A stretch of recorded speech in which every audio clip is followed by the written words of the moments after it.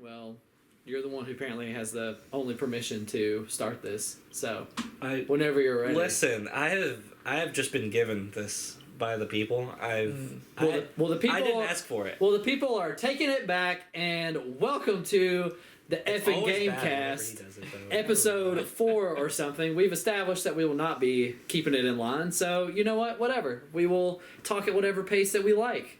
I am Price, your honorary host for today, along with my 2 other hosts.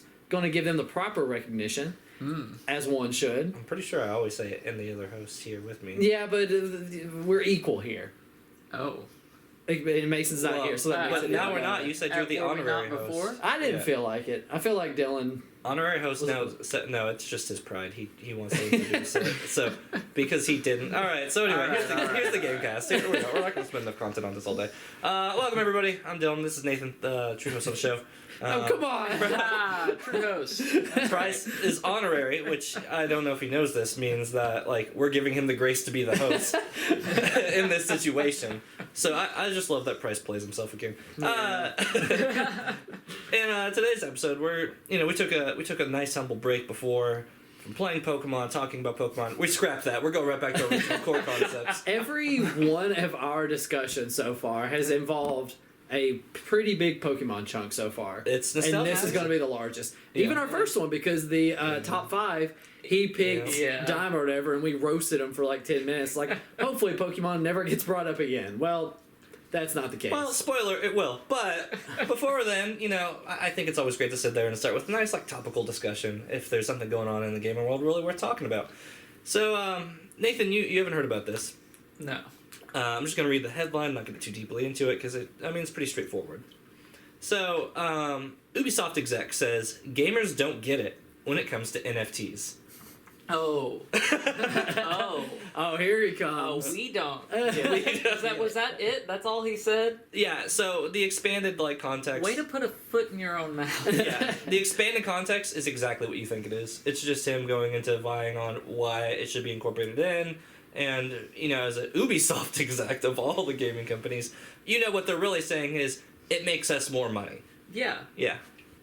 Everyone hates NFTs. Yes. There's, like, an actual genuine argument for NFTs in the realm of digital art and providing a way of people that produce digital art to sell their art. Like, I get that can be a real thing, but as it currently stands, NFTs are just out of control. They're out of control, and they're just a scheme for people to try and make money. Mm-hmm. This isn't a bunch of people that care about digital artists and the artistic community at large.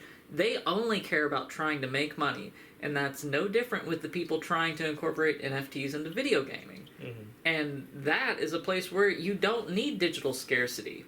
Like, that's again, very anti-consumer. Yeah. To try and make your unlimited things limited like that. But that's just going to proliferate throughout the gaming space. Because think about it. I'm even thinking about League of Legends, which is a game I play all the time. Skins are already on there used limited runs. So they're already trying to limit the scarcity of it. And if I can be one of the only ones to own a blue version of this skin or whatever, it's going to happen. Which is just about the most foolish thing you can think of. Because it's like... There's not a wool shortage. It's not like, He's talking about a card game. I know. Wool is a card. No, I mean the actual material. Like, as if this was real. Oh, right? wool. So, yeah. I thought you meant wool. No, sorry. Get your head out of Final Fantasy. We're not doing that anymore. No, I'm sorry. So, is that, like, there aren't materials that are short for them to, make for this to wear in real life. This is binary. This is code. This is zeros and ones. And there is a near unlimited amount of which they can provide that to players. So the fact that they put any sort of scarcity on anything digital is already just the most, like, in-your-face marketing. Yeah. Well, and it feeds on people's, like, fear of missing out. Right. It's really predatory. It is. It's extremely predatory. That's what we keep going back to on this stuff is anti-consumer predatory behavior. Right. Corporations no surprise, are fucking horrible. But it's not just corporations as well. One of my favorite comedians, Tom Segura, I love him. He's one of my tops. He's like my number 2 or something. He has a very famous podcast called Your Mom's House Podcast, and they do merch and stuff like that all the time. Basically, any way they can sell out, they do. It's kind of like how Dylan has said a lot, and I agree with him that if I was in that position, put my name on a lunchbox. I don't give a shit. Like, I want to make that Skrill. You know how I am. That's true. But they just released that they're going to do an NFT. Why? What are you going to provide? It's also celebrities are just slapping their names on NFTs as well, just so they can make a quick buck. Well, which is you can tell so that silly. this, like, that kind of behavior and the way that whole market is going, it's got to be a bubble that's going to pop. I hope like, so. There's going to be such a flood of NFTs that it's going to dilute that market down to the point to where it's not valuable. Mm-hmm. No, I think what's, like, actually really funny about this, so just beforehand we were talking about, like, most toxic video game, like, communities. There we go. League of Legends at the top. Whoop, whoop. Yeah. We hate everybody, including ourselves. Which is objectively the bottom. But anyway, so perspective aside, I think that unanimously, you put together Pokemon fans who can't agree on anything, you put together League fans who hate each other and themselves, and you put together all these, and every single gaming face has been like, fuck off. We don't want that in our any of our communities. We all hate this. And for Ubisoft to say, you all don't understand it, we understand it. Right.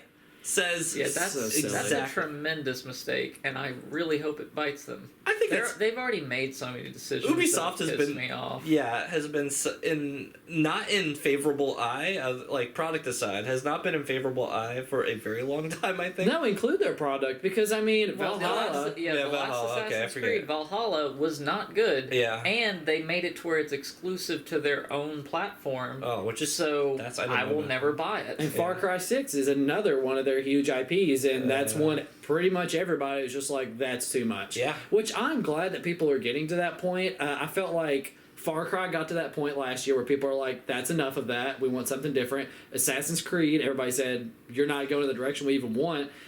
Call of Duty also flopped big. Like, everybody's like, you put some time. Yeah, and Battlefield. Yeah. So I personally like that these, like, people are finally showing with their wallets that they're tired of this stuff, and indies are really getting the attention that they deserve, which I really like, which is going to be one of my main games I talk about today. No, same. I've got this small little indie company called Game Freak who I've got big thoughts about on there on this topic. Based on the quality of what they put out, you would think it would be a small indie company. Listen, I got words for it, but not all of them are good. But, you know, I just wanted to talk about that because I think that it's important to keep Nathan educated in current events. And mostly because I think to keep me a little angry. Yeah, I think that it tips you more and more into really just about to be starting the revolution that is, like, the movement with that. And it'll be the first, like, movement and revolution in modern day that I would actually think about getting behind.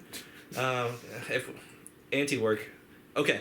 I want to talk. No, that's not even gaming. Not even game related. Like, no. I know it's interesting, man. It's not. I don't want to get into, like, that topic in specific, but I think it is so telling that even things like with good momentum and stuff behind it, like, everybody is just waiting to, like, on the other side of that, like big fucking pockets execs are just like, give us a way to fuck this up, and, like, perfect example. And now this is like Ubisoft baiting. I don't know what they're going to get out of, like, gamers on this one other than their renowned hate, but I think it's actually really interesting from a French community, especially for them to sit there and tempt the people. Like, the country. Don't you remember? The country most known for rioting every day. Like, those guys will riot over nothing. But ultimately, though, the ire of the gaming community, how much does that actually matter these days? Almost nothing. We will do nothing and complain and buy nothing. Well, and you also have to consider the more casual market. Like,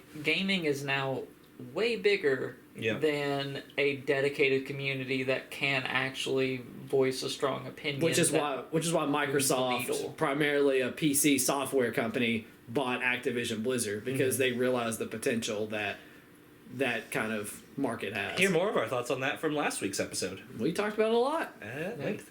But anyway, that's all I have for topical talk, I think, for today, unless anybody's got some thoughts. Nathan, you just want to burn down Ubisoft yet? Or don't say yes to that on recording. That sounds like a bad legal decision. You don't need to burn places down. You just don't give them your money. Yep. When they clearly don't deserve it. Well, and they do not. I think from modern philosophers, 3 Days Grace, I think we can all agree. Let's start a riot. I don't need to. Everybody else has already been rioting anyway. They've been rioting all week. Nathan doesn't know because he's not on social media. Make sure to plug him at nothing. You can't find him. I just said he's not on social media. He's not even on Facebook. So, Yep. I'm going to be joining your ranks very shortly, which you will hear more about when we end our session here today. Go find him at Signal. Anyway, so you'll like why, but we'll talk about it later. Well, Price, do you want to take away with what you've been playing here lately? Yeah, I was thinking we could talk about our games first and then tail end it with the big one because I think that's what we're primarily going to be talking about. Feels like there's a weird triangle of games. First, I kind of have two that I want to talk about. The first of which I want to talk about is Nobody Saves the World. We talked about it a little bit last week with Nathan being like, hey, I've been looking at you and checking my activity log on Steam. Go to private, you animal. But Nobody Saves the World I've been playing quite a bit. One of my top game reviewers said it was like the best game that he's played in a long time. I don't agree with him on that. I think that let me give the general premise of Nobody Saves the World first. Basically, you're this bland person who just wakes up out of nowhere. You find a magic wand, and you have the ability to change into different shapes, different forms. You can go all the way from a rat to a dragon to a typical knight you'd find in a game to a mermaid. So Gary's mods, essentially, of like... I don't really know. I never delved into that, but possibly. But it's basically all about dungeon crawling and doing very generic overworld kind of stuff in between. It's kind of Legend of Zelda-esque in that way, where you have the big dungeons that you go to, then the side dungeons. Reminds me of Link to the Past. It's very structured like that. If anybody's played that, which is my personal favorite Zelda game. But anyway, to get into my thoughts on it, have you all played it at all yet? No. Well, I haven't even picked it up. I have learned that it is on Game Pass, so in case you want to get it for free there, or it was on sale on Steam for like a little bit, which is when I got it. Yeah, not too much. Yeah. If it's not 90, I don't buy it. I don't blame you. These days you can't get 90. I know. If it ain't 50, I don't buy it. Steam sales ain't what they used to be. Yeah, they're stingy nowadays. To get into my thoughts on it, it's okay. I kind of wish I didn't pay as much for it. I paid like $20 or something for it. I think it's much more $15, $12 range, if that. Supporting an indie company, which is always good though. But the gameplay is kind of the same. There are very big roadblocks that I don't like. Like, you're basically cruising through the game, unlocking forms, upgrading stuff, and then there's just one point where you just hit a wall. And I hit a wall, and it took me almost an hour and a half to break through that wall. And sometimes that feels good, but in this instance it doesn't. It kind of feels like artificial difficulty that they're kind of throwing on at one point where like they're throwing on this one really hard moment and it takes a long time to get through. Then you're cruising for a while, and I imagine I'm going to hit a wall here again shortly. It's really, the thing that annoys me the most about it is that you have a great deal of variety in what you can do. You can create any kind of build, create something very creative, but the game almost restricts that freedom in a way, because there are to defeat enemies, sometimes they have a shield on them that is only broken by a certain attack. So if you don't have that certain attack equipped, you're screwed. Which is, I guess, also part of why it's almost encouraged to play with other people. Yes, yes, there is a co-op element to it. I have not done it. I can't imagine how chaotic that would be. But it would help tremendously just so you have all your bases covered and you can break any kind of shield that's on there. But for a solo player, it's kind of annoying because you have to just keep swapping out all the time rather than like, I want to upgrade this form to its fullest, then move on to the next one. So are you able to like rapidly swap? Like, yes. Is there like hotkeys for quick that swap is nice. at least? Okay. That is very nice. I will say to Nathan's credit that it is easy to do that. Like if there's a shield I can't break, I can press 2 buttons and swap to a different one and then move back out. Thankfully, you don't have to go to a menu to do it. Yeah, that would really just like kill momentum, so that's good. Yeah, so luckily it's just got like a Hot Wheel thing. Like you hold a button and then you analog stick to the one you want. It's pretty good. Like I said, wouldn't highly recommend. It's okay. Definitely will not be on my top for the year.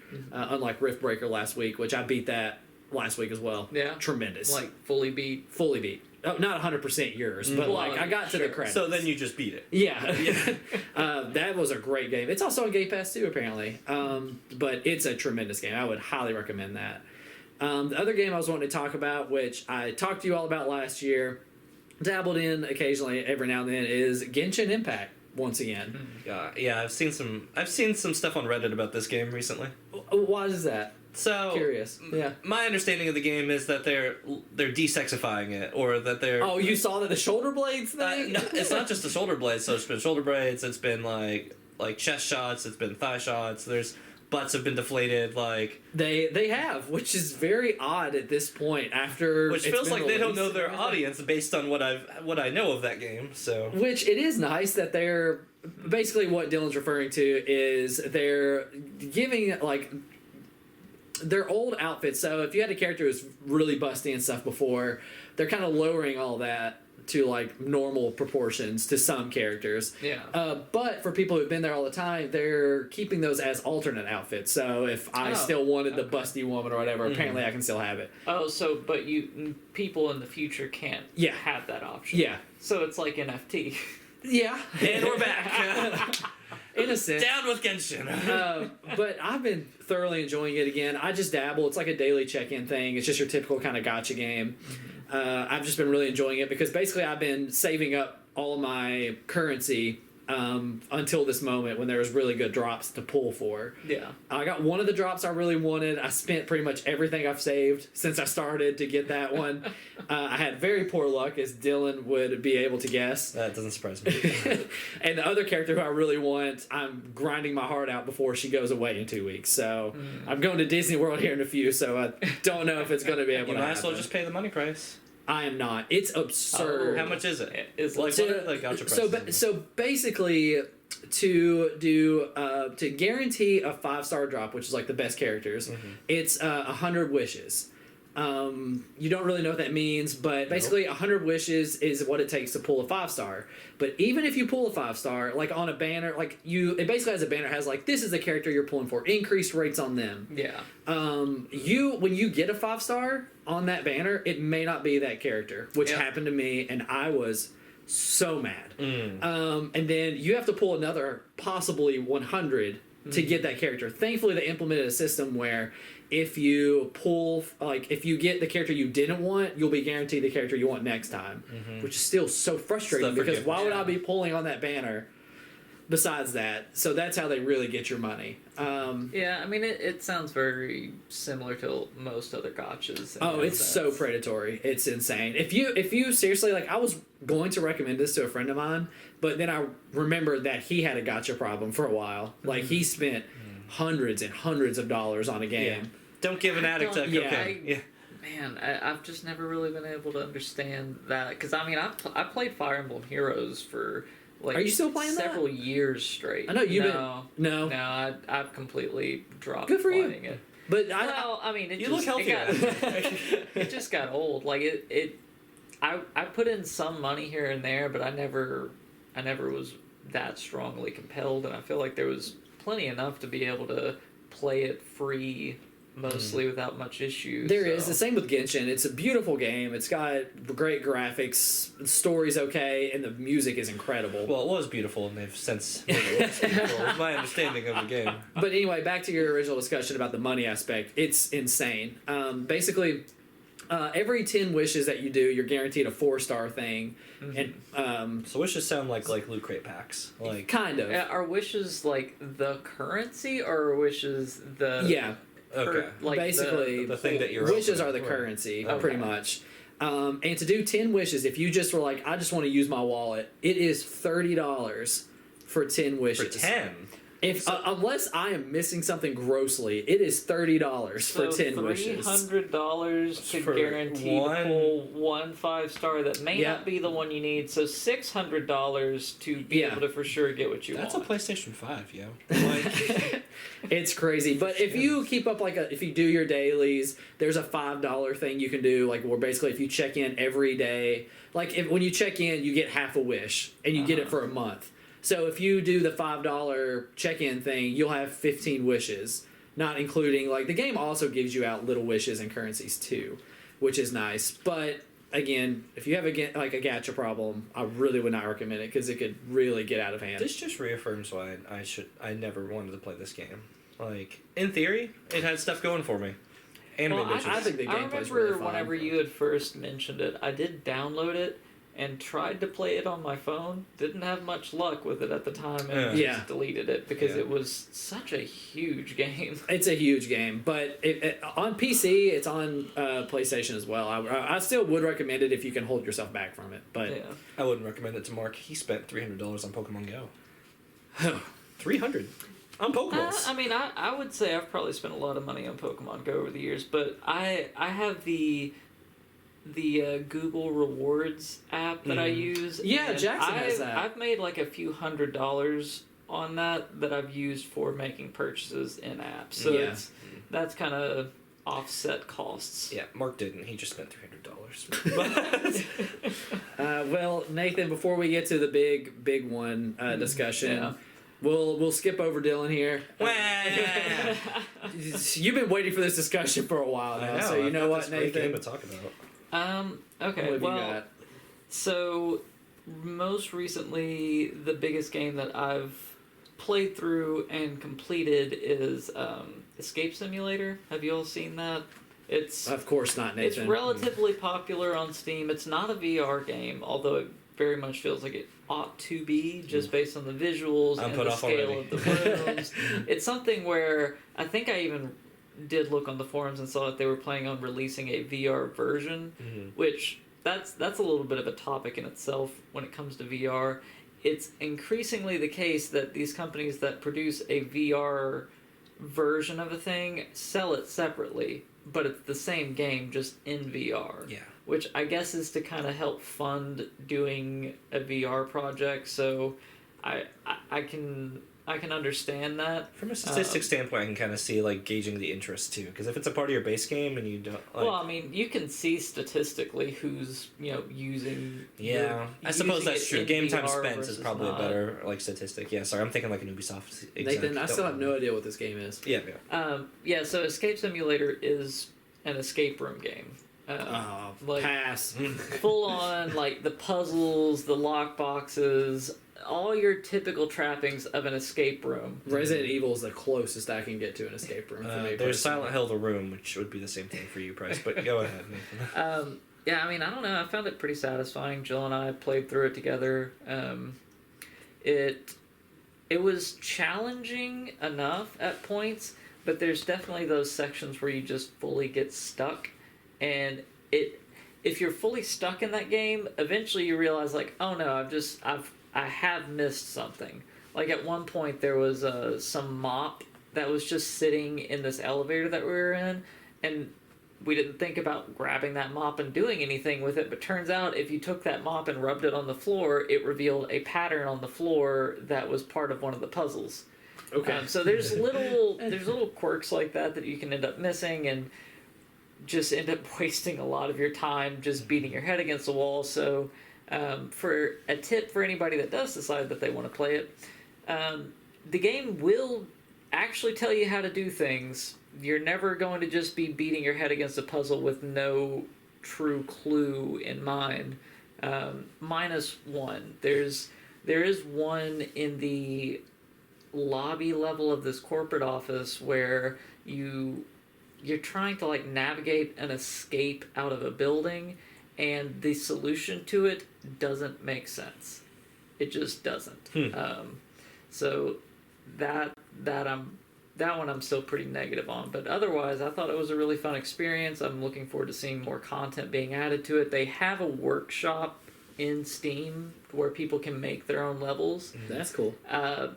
It's cool in theory. I need to actually try some of the levels. They don't look good. Yeah. Is kind of the thing. So that's kind of had me not super interested. But yeah, otherwise, I mean, it's got the foundations for being a really great escape room game, which I feel like there's been a lot of people trying that over the years. Definitely. And it's never really been great. But this one has hit it, like nail on the head. This is exactly what you would do if you went to a physical place and did a real escape room. A lot of the other ones, they I don't know, like they're a little more narrative or like less puzzly and stuff like that. This one's, you know, it's what you should expect from these kind of games. But other than that, I mean, I did play more Baldur's Gate, but like, as always, I'm near the end of it now. So I don't know why I've not finished it at this point, because I know I am outside of the building that is where you would fight. Oh wait, no, I got further than that. I'm remembering now. I'm currently in hell. Oh, and as one is. Spoilers. And yeah, I know I'm very near the end, but God, that game is so unforgivingly brutal. Like, your characters can just get one hit because you're a caster and a big demon just came walking up and smashed your caster. So there's the amount of like reloading, pausing, repositioning. Like, it's a game where you spend a lot more time paused than you do actually playing. Yeah. But yeah, I mean, aside from that, I feel like we could probably start getting into the bulk of the discussion here today, which is Arceus. Yeah. Or Arceus, that's the discussion. How do you pronounce Pokemon Arceus? Oh, it's Arceus. It's Arceus.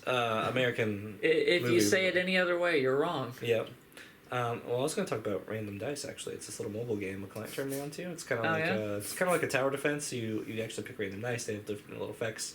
Some like freeze, some do like fire damage. It's actually kind of fun. You know, speaking of like you kind of similar to that in theory.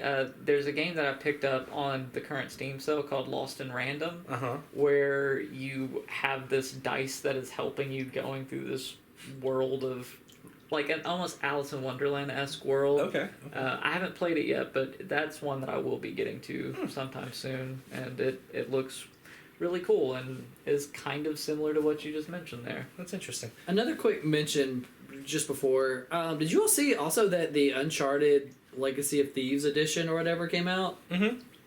It's they... Is it just all four of them? No, in one, or? No, it's not. They remastered just 4 and Lost Legacy. So they skipped the first 3, and then they just remastered 4 and Lost Legacy, which came out like 5 years ago. Right. Why would they? So did they just like? Was it an excuse to put it on the new generation consoles? I think so. With like that's like little touch-ups and frame rate. But don't put it a part of a collection. That's just didn't Last of Us do that too? Basically, no, Last of Us just they kind of hit the end of a generation and did a like The Last of Us remastered on PS4. Right. They're also I think they're remaking Last of Us as well. There's been a lot of talk on that, but I've never seen anything official. Right. Yeah. So until I do, I think it's just all like whatever. Last of Us still looks fine. Right? Yeah, Kelly and I, like I said, are playing through it right now still, and since I've played it so many times, it's neat just noticing things like in a fight, Ellie threw a brick and hit a person. Yeah. Just totally unprompted, she did that. And then after the fight ended, unprompted, just walking normally, she was like, "Did you see me peg that guy earlier?" Yeah. It's like, that's so cool that that was just totally organic. I thought that was really cool. But anyway, for the head honcho himself, so little drum roll. God, is that supposed to be a drum? Well, if I start if I start smacking, it's gonna sound terrible. Yeah. So I'm not gonna do that. So I wanna talk about this this Pokemon game called Pokemon. It's Legends Arceus. Yeah. PLA for short. And because we love our abbreviations. PLA. You know, that's the type of plastic you use for 3D printing. That's why I was so confused whenever you were like, "Hey, how's PLA?" It's like, I thought it was a stock. I'm like, Plasticon. What? Yeah. Here we are back on Stock Talk. No, we're not doing that. Mason said no more of that after GameStop. So, no, this I want to dive right in. What, in case this person's living under a rock. If you're in a hole like Nathan, even Nathan lives in a hole and knows about this game though. So that's not maybe fair. You don't have to. I probably shouldn't have to. But for those who don't know, another Pokemon game came out, and it's not their typical named after a rock or a color or the moon or the sun. The professor's not named after a tree. And they did release 2 versions simultaneously. Yeah, it is just the one. It is just the one game, and they're doing a whole lot to sit there and try to do something different. Right. This is Pokemon, semicolon.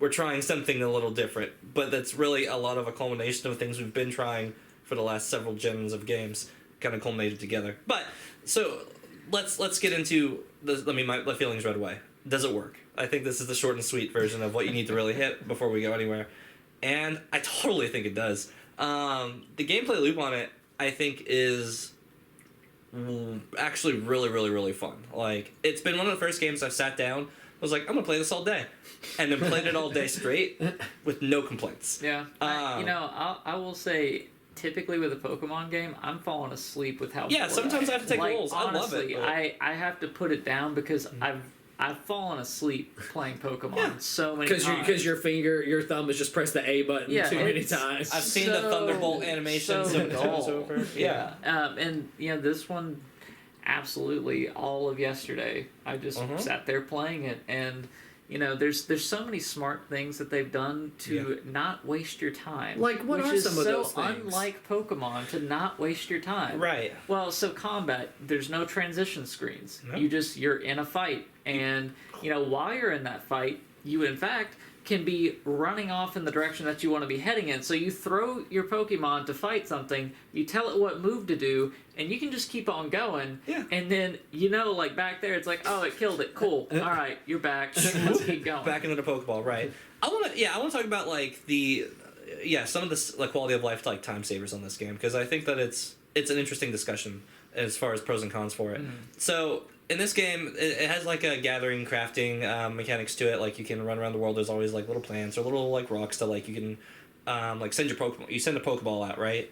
And I actually just like how this feels. But you can just shift through your Pokemon. You can throw one out, and then, like, if there's, like, a collection of rocks, it'll just smash it, and then it'll give you, like, the Mega Animal or whatever. But you don't have to sit around all day to sit there and do it. You can throw it and then run the fuck off, and then it'll smash, and then the Pokemon will just go back to your Pokeball, and you're just chugging along, no big deal. You don't stop. It's not like mining you it. can do multiple at the same time. Yes. Like, if you're really moving, you can throw one at a tree, throw another one at a rock, and you're just like gathering everything. And while they're gathering, you're also like picking stuff up off the ground simultaneously. Yeah, how much you can like move. Like, this truly does feel like somebody played like one of these open world collecting games, and they're like, oh fuck, dude! It just feels like such a time drag to sit here and stop, mine, do that. Yeah, honestly, imagine if this game, all the nodes, you pulled out a pickaxe, and we're just hammering, and we're away chunking, and then they have to make mining pickaxe minigames fun. When they just don't, like, Pokemon, credit where credit's due. Like, this is again goes into like the core gameplay mechanic of it. Before we get into the Pokemon part catching itself,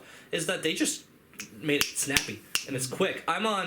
It's so funny. Once you get to the part where you unlock a mount, I'm literally on a mount, and like the on-off mount is like split second. You hear, you're on the fucking mount, and then you're fucking beeline. And so I'm lining. And the mounts, you don't have to like remount to get on different ones.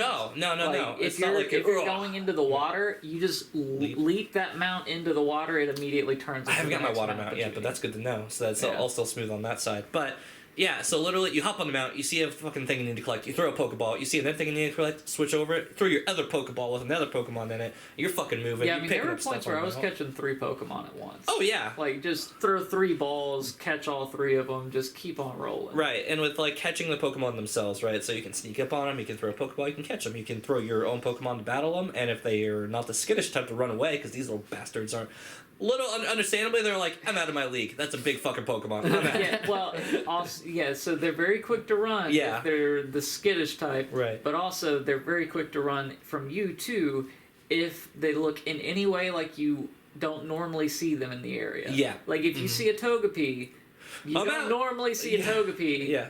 That thing will just be like, nope, peace. Oh, yeah. Like, immediately. The it can be very difficult to catch those ones. It's just like the rare you just Pokemon stop, in the you're just area. like, oh no. Mm-hmm.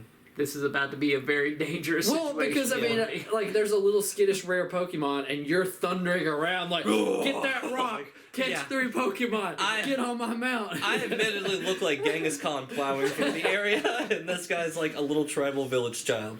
But yeah, the amount of times I'm like, fucking new Pokemon, save it. Like, immediately it's a stop save, and then it's just alright, let's roll. I haven't save scummed once. Have you? Actually? I've not really needed to, because like it's just like the preemptive, like, I'm gonna do it just in case, and like 9 out of 10 times I'll catch on the first go.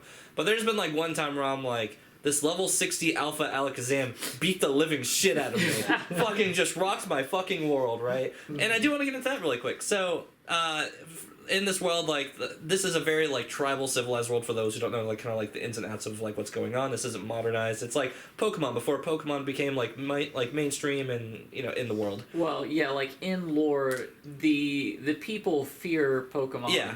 As they should. Some of these alphas are...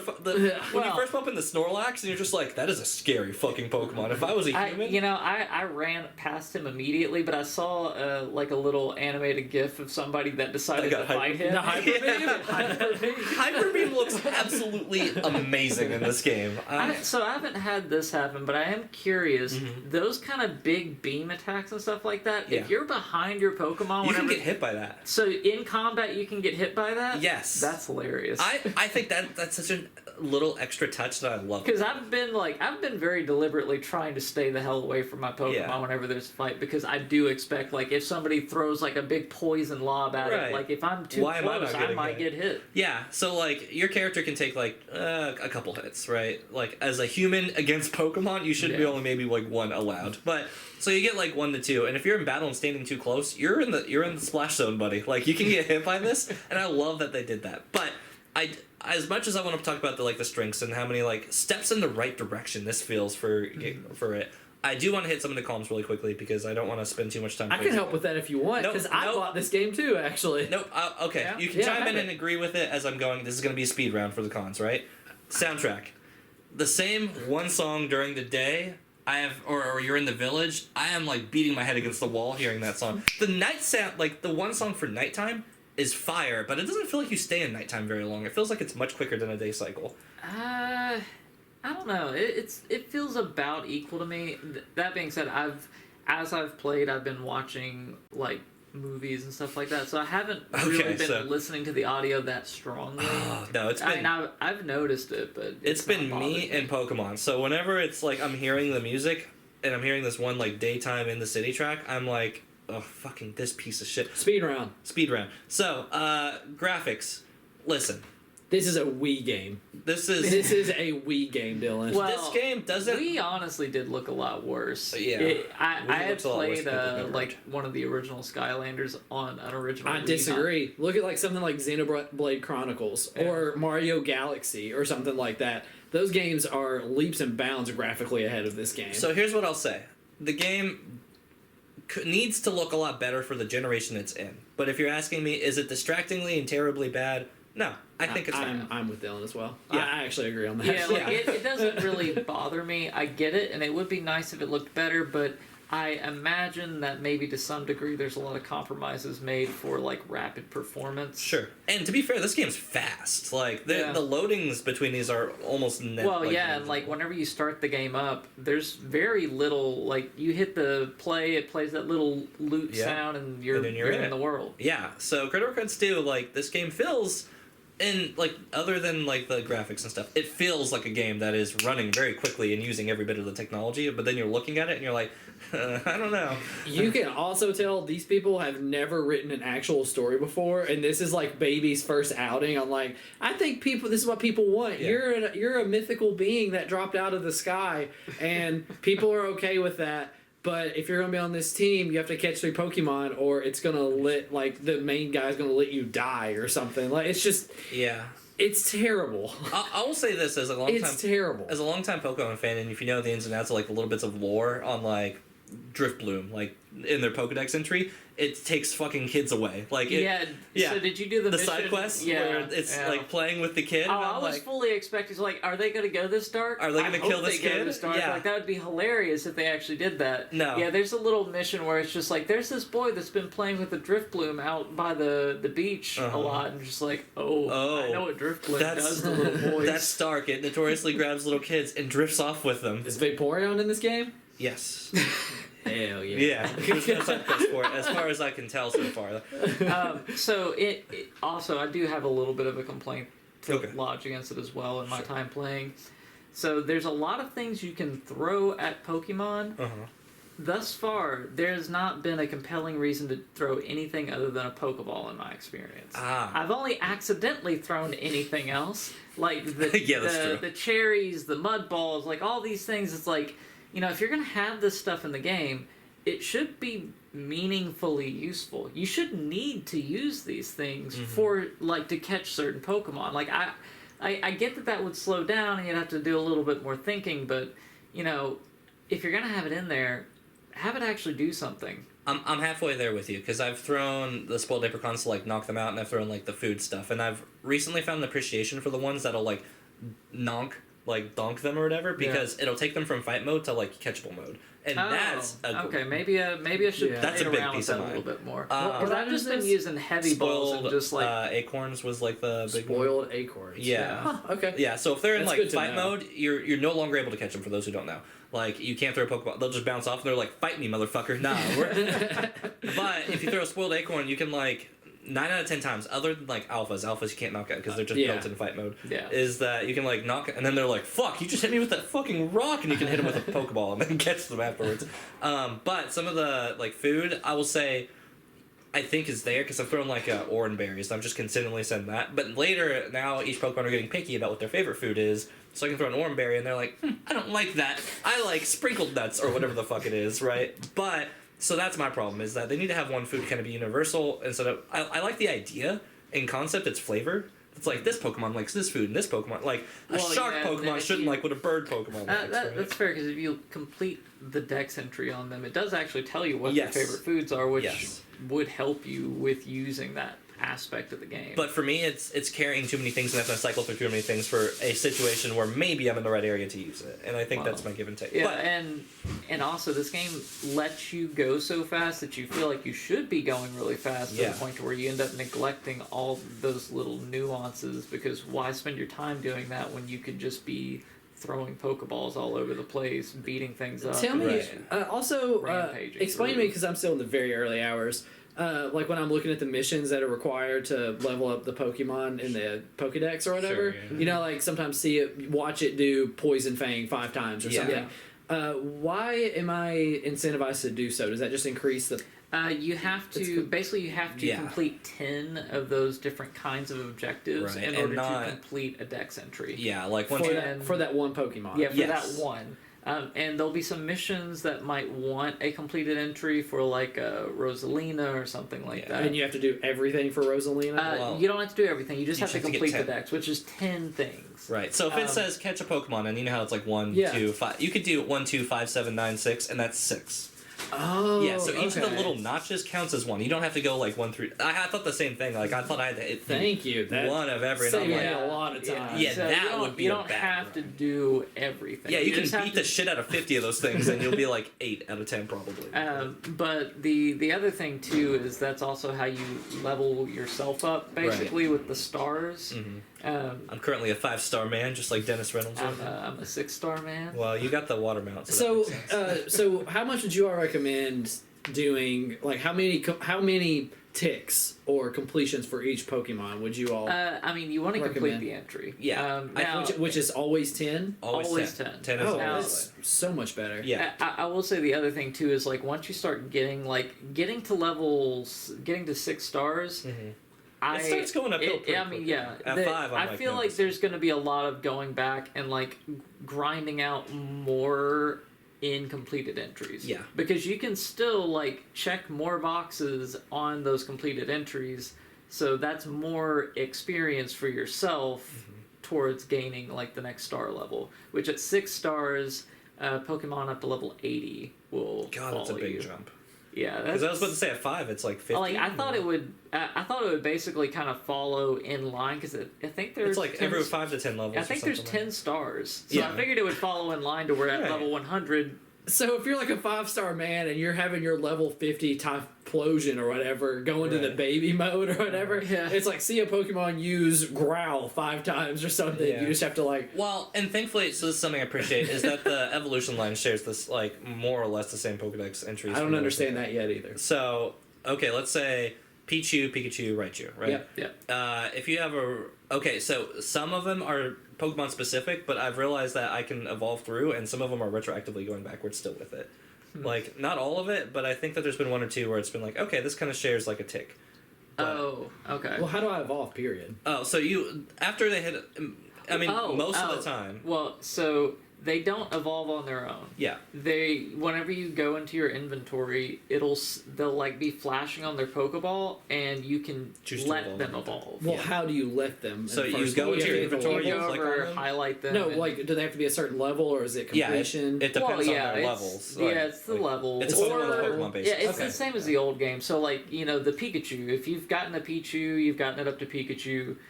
If you have a Thunderstone, you can make it a Raichu. Right. Okay. So it's all the same stuff that it used to be.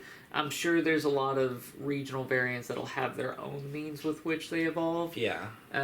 Another thing that this game does now too is the lost satchels. Have you guys found some of those yet? I've picked those up in the lost and found. I've started focusing on that, and I suggest that you guys do it. I'm getting that impression. Yeah, after I've seen like the lost and found merit points, and that's where you get the merit points. Stuff. So merit points those things are not given out very freely, but they are how you get a lot of evolution items. So, like, to get a steel coat, that's 1,000 merit points, and finding a satchel can net you anywhere from 70 to 150 points. Meaning you need to find a lot of bags. So those are the bags of people who've been knocked out in the wild, but.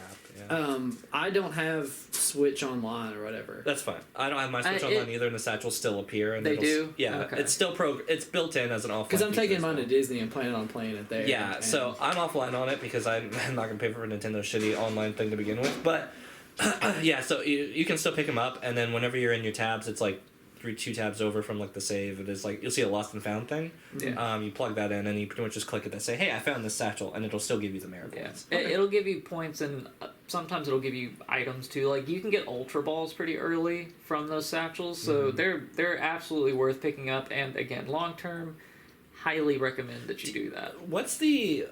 Well, I'll talk about this off here because we'll go on rants on this one. But the last one little thing I want to talk about really quick before we wrap the episode is kind of the pro and con of fast movement with mount, right?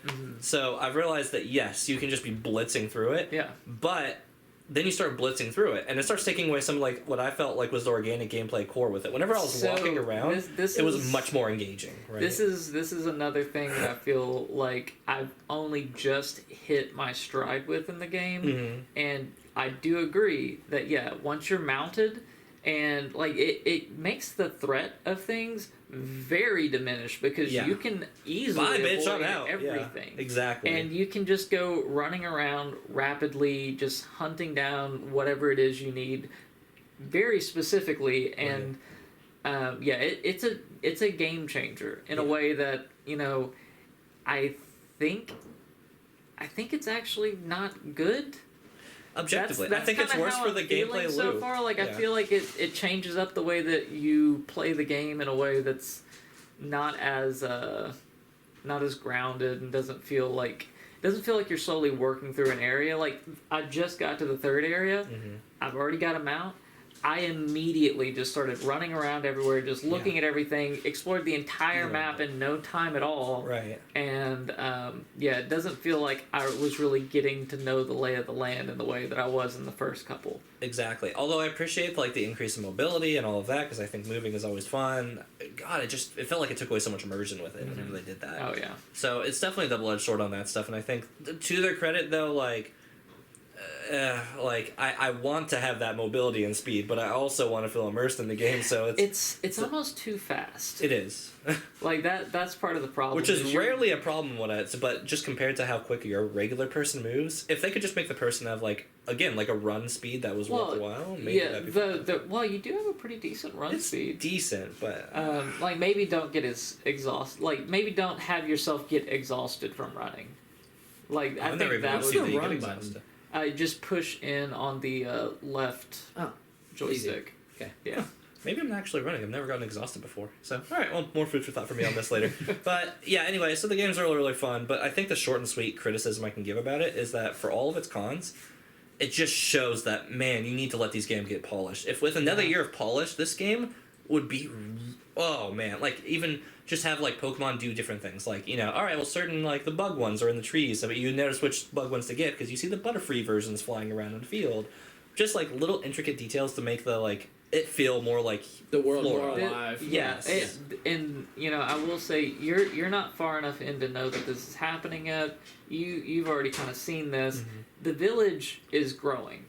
Like whenever you come back, there are buildings being constructed. You are like catching Pokemon that then the villagers starting to use. I love that you actually see that too. Yeah, and you can switch them out. Yeah. So if you're like, I gave them this Pokemon whenever they first asked for it, because that's the only one I had that could do ground moves or something like that. But, visually I think it would be cooler if like a Rhydon were there. So you can just go and swap them out and... You're really making it your town. Yeah, exactly. Like it feels like it's your village and you are kind of deciding, a lot of the aesthetic of it. So that's cool. I think this game is doing a lot in moving Pokemon in the correct direction. Yes. I hope that they don't do what they did with Pokemon Let's Go, where they were just like, hey, look, we can make something really good, but that's the one time we're going to do it. Yeah, let's not just one-shot this, and especially so, I mean, again, this is just steps in the right direction. So for whatever reason, if you're a Game Freak and you tuned into this effing movie podcast, you've got a lot of steps right. It's not perfect, but you're pointing in the right direction for the first time in a very, very long time. Your sales numbers, I'm sure, are reflecting that. Plus the difficulty on it, underrated amount of difficulty. Yeah, so that, we haven't really talked about that, and we could talk about this game a lot. I could talk about it much longer, right. That's another pretty good point, too, is like, even with, being over-leveled, you can still very easily... get ripped apart. Your Pokemon die so easy. Yeah. Like, even something 10 levels below you can hit you and take you to half health in one shot. If it's a super effective thing, it could still just outright kill you. Oh, yeah. Yeah, I like that though. I like it because it does make them feel dangerous. It's such a better balance because let everything be broken. Being overpowered and just stomping through everything that these games typically end up being is not nearly as interesting or satisfying. You're not sitting there really debating hard over which one you're going to send out to fight something. Mm-hmm. But in this, it's key. It's so key that it. At the end game, I hope and halfway expect that the party composition that you bring to a zone should matter. Yeah, you should I'm getting consider, that impression. I know what's here, I know what I'm going to need in order to actually deal with this area that I'm going to. Mm-hmm. Yeah. So anyway, that's our long review. I'm not going to sit here and give it a score or anything like that because I haven't beaten it. I have to sit there and say that, but I'm really enjoying what I've been playing with this game. Played a lot, and I've played like 14 hours in a couple days. So apparently, I don't know if I've played more or if I've just gone more through the story. Directly. You've definitely spent more time in the story. But have you gotten the shiny Ponyta? Yes. Okay. Yeah. But I haven't got the water mount yet. I think I'm just short of it. Yeah. So I just got that right before you guys got here. So that's the one thing I can't wait to get. A little bit before you guys got here. That's fair. I need to catch a Magikarp so I can get a fucking Gyarados! Anyway, that's the show, everybody. Make sure to tune in next week for episode 5. We're not numbering these, but we're talking about, you won't know, and nor do we, because it depends on what we're playing. I might still be playing Pokemon. I'll probably still be playing Pokemon. But I'll give you a review of Random Dice, the mobile game that's like a tower defense. And I'll play some Lost in Random. There we go. That's our show, guys. You can't catch Nathan anywhere. He's not on social media. Got you again. See him on Signal. That's our show. Tune in next week. Bye. Bye. Catch you on Signal. How are they going to find him? They can't. They'll never find him. That's the joke.